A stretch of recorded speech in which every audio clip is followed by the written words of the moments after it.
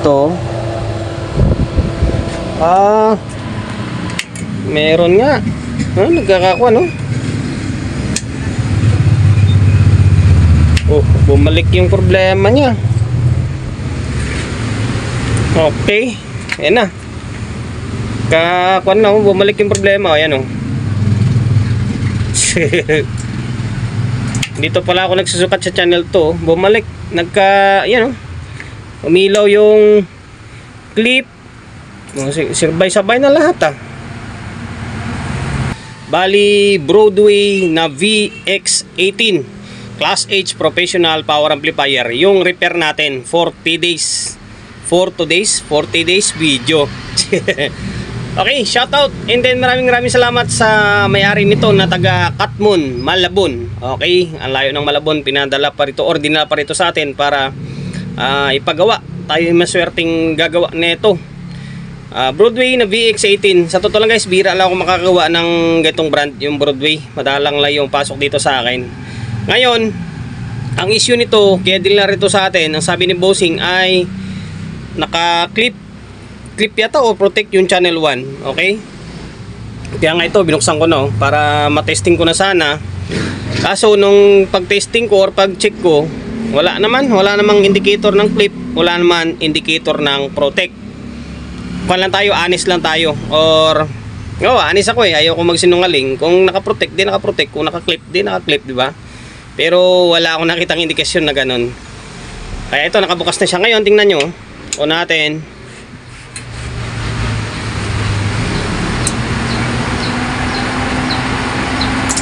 Honest ako Pag sinabi kong wala, di wala, di ba?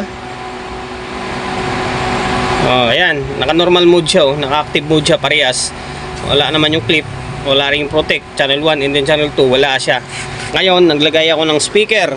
Meron nakakabit na speaker yan, naka-dalawa, tapos merong audio input. Itong natin, laptop natin. Okay, tingnan nyo, merong audio to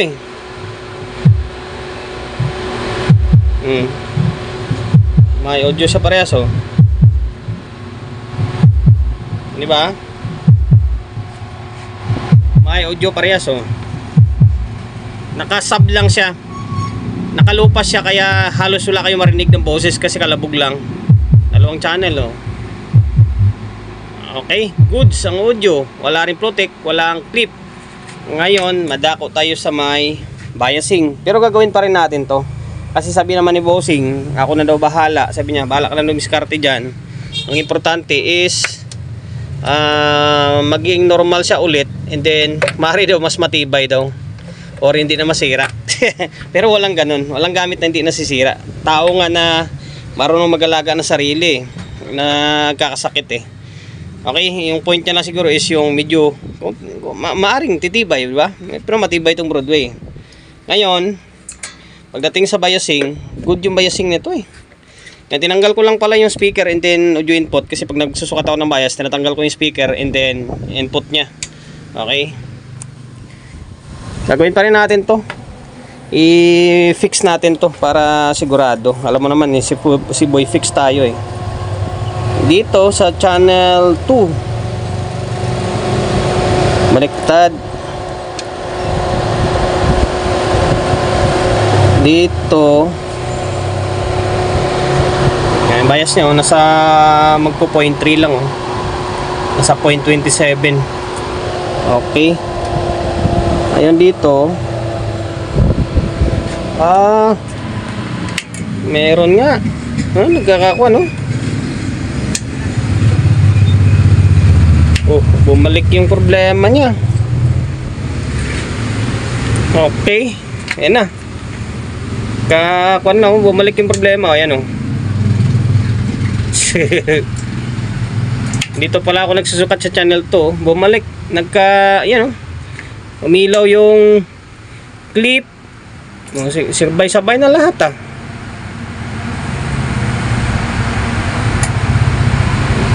nag-normal channel to. Umilaw na yun to Okay, pero kanina may audio, di ba? Tinanggal ko lang yung output tapos umiinit na siya. Okay, ayun na yun. Ayan na yung sinabi ni bossing siguro. Pero kanina ba't naging normal, di ba? Ngayon, no? Dito pa lang ako sa channel ko sa channel 2 nagsusukat eh. Lilipat pa lang sana ako dito. Okay lang, ganoon talaga. Siguro may time na okay to, may time na hindi, di ba? Check natin. Buo yung fuse kasi tumutunog nga kanina eh. Okay, baklasin na lang natin tong channel 2. Medyo mainit na siya kumpara sa kabila.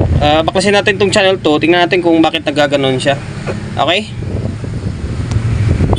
Or sige nga, try natin dito sa may tanggalan ko muna ito ng audio, tapos buhayin natin kung ano mangyari. Meron talaga oh. Tapos yung ilaw natin hindi bumaba. Okay, may problema.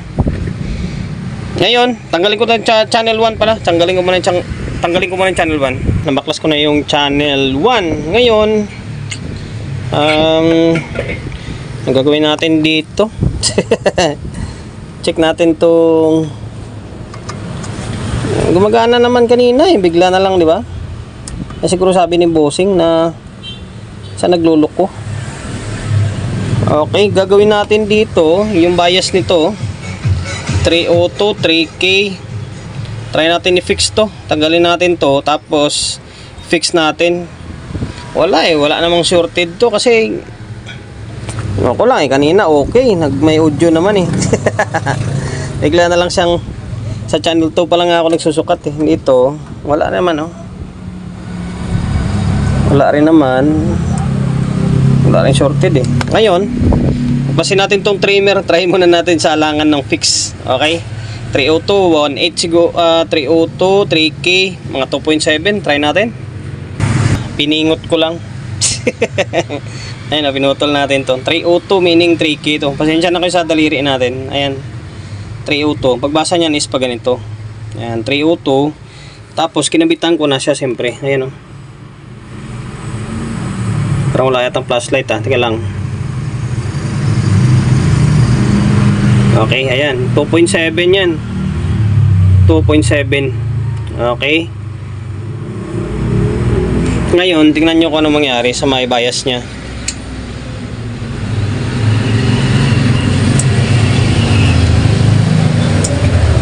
Nawala na yung ilaw dun ha. Yung baga, yung baga na yan, sa fan lang yan na maingay. Mataas masyado ng fan eh. Yung pirahin ng fan niya, kaya medyo may ilaw na konti. Pero kanina maliwanag yan. Ngayon, ito yung stock. Nasa, ano, tingnan nyo ha. Yung stock. Ngayon, ito yung Phoenix natin. Halos pares lang oh. Diba? Halos parehas lang. Mataas na ko ng millivolt, konti-konti. Tingnan natin. Halos parehas lang. Halos parehas lang, 2.7. Okay na. Pasok sa 2.7. Ngayon, try nga natin balik yung kable niya kung nakailaw pa rin lahat. Okay, nabalik ko na yung board. Ngayon, ito siya oh. Nawala na naman yung ilaw oh. Diba? Wala na yung clip and then signal niya dito oh. Nag-normal mode din naman siya. Ngayon, sukat ulit tayo ah. Tingnan natin kung magbabago pa. Tingin ko yung bias nito nagbabago, kaya minsan nagpo-protect siya bigla. Okay. Kaya mo nagbago eh. Dito, tingnan natin kung may magbabago dito. Wala naman. Although mataas yan ng millivolt, pwede pa yan. 2.7, yung baba mga 2.6 siguro. Okay. Normal na naman siya oh. Ngayon, hindi pwedeng i-fix natin yung isa. Kailangan sabay natin yung isang channel, di ba? Hindi naman pwede yan. Kumbaga, nasira nga itong kabila. Bakit yung kabila hindi? And then, take note guys disclaimer muna tayo. Sa mga ayaw or sa against sa pagpipix bias ko, okay lang naman yun. Diskarte ko to eh. Kung mas may malupit kayong diskarte, i-apply nyo lang, di ba? Hindi kayo i-share nyo kung paano. And then sa mga nagsasabi na dapat pinapalitan to, pwede naman talaga palitan, di ba? Kayo kung kung yun yung diskarte nyo papalitan, mas okay, di ba? Ako kasi ito yung diskarte ko eh. Dati nagpapalit naman ako nito, kaso nga lang yung ganitong klaseng trimmer hindi siya tumatagal. Hindi minsan nagbabago yung resistance niya. Kaya sa fix na lang ako, di ba? Bahala kayo kung i-bash nyo ako. Okay, ngayon gagawin natin channel 2, ganun din. Sabayin na natin tong channel 2. Kaya ko pa nga ibaba yan eh, yung 2.7. Try kong ibaba pa katulad ng dito kasi mas mababa pa to ng mga ilang millivolt eh. Okay, ang 2.7 pwede yan baba mo ng mga 2.5 or 2.6. Okay, nabilisang vlog lang tayo. Ito na, dalawa na yung tanggal oh. Ngayon, ang sabi ko kanina, ibaba ko pa konti katulad sa dati, sa stock niya talaga, di ba? Ayan siya oh. Yung dalawang piraso niya, no? Makikita nyo, yan, value niyan ay 2.560, 560 ohms tsaka 2K pinagsama ko. Yan, para magiging 2.5 siya. Kasi yung nilagay natin dito ay 2.7, di ba? 2.7. Ito naman 2.560 na lang yan. Okay, ngayon tingnan nyo kung ano mangyari. Bababa na konti yan. Ito na. Katakasom. Ito siya oh. So, diba? Parang yung sa stock niya lang kanina. Ano tawag nito? Yung 0.27. Ito kasi, although pwede na nga to, pwede na ilaban ito eh. Kaso lang binaba ko lang ng konti. Ayan oh. Medyo mataas siya ng konti. Again sa may stock kanina. Pero pwede na yan. Pwede na ilaban yan kung talagang hindi ka maselan. Kaso binaba natin dahil nga yung stock niya na sa trimmer is halos nasa 0.27 lang. Ngayon palitan natin din yan. Gaya natin dito sa may kabila. Okay? Palitan ko na rin yung isa. Yan. 2.560 yan. Okay? Same din sa may isang channel. Sana yung isang channel na ito. Yan. Okay. Ngayon, may nakakabit ulit na speaker to. Yan, nakakabit na speaker. Tapos, audio input. Laptop natin kanina pag gumagana yan. Okay. Oh. Bahala ka dyan. Ito 20 na nga natin. Para wala kayong masabi. Okay.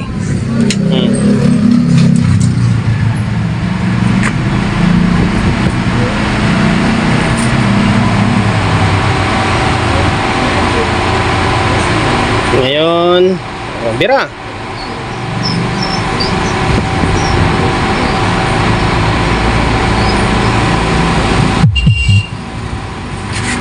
Wala yata yung input yung isa.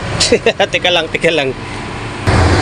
Ang bira. Kaya pala ayaw gumana yun. Hindi pala nakakabit yung sabi ko nakakabit naman yung input dito ah.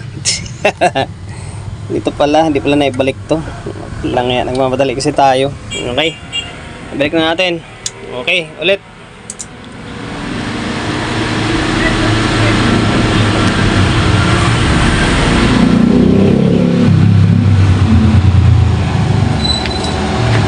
Okay. Ayan.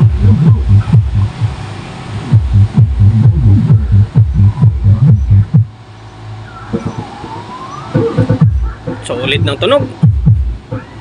Solid ng tunog.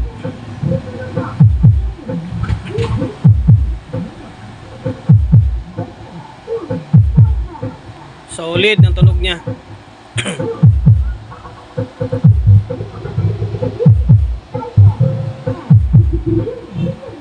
Okay na to. Okay na. Alright, hanggang dito na lang. Yun lang naman yung ginawa natin. Sana nakapagbigay idea ulit ako sa mga kapwa natin technician na medyo bago-baguhan pa lang. Siyempre sa mga master dyan o sa mga veterans, baliwala na sa kanila to. Very basic na lang sa kanila to. Ika nga, kung paano mag-repair ng ganitong klaseng unit, Broadway VX18 na yun nga, minsan nagki-clip or nagpo-protect. Sana parehas tayo ng problema, di ba? And then yun yung binigay ko na biasing. sana nakatulong sa inyo. Okay, sir from Katmon, Malabon. Okay na tong Broadway na BX18 mo. Maraming salamat ulit sa pagkakatiwala mo ng unit mo rito sa akin. Kulang na lang dito is konting compressor pa kasi malinis naman eh. And then itatali natin ulit tong wiring niya. Okay? Promotion bago tayo magtapos, siyempre shop natin, Solid G Electronics Repair Shop.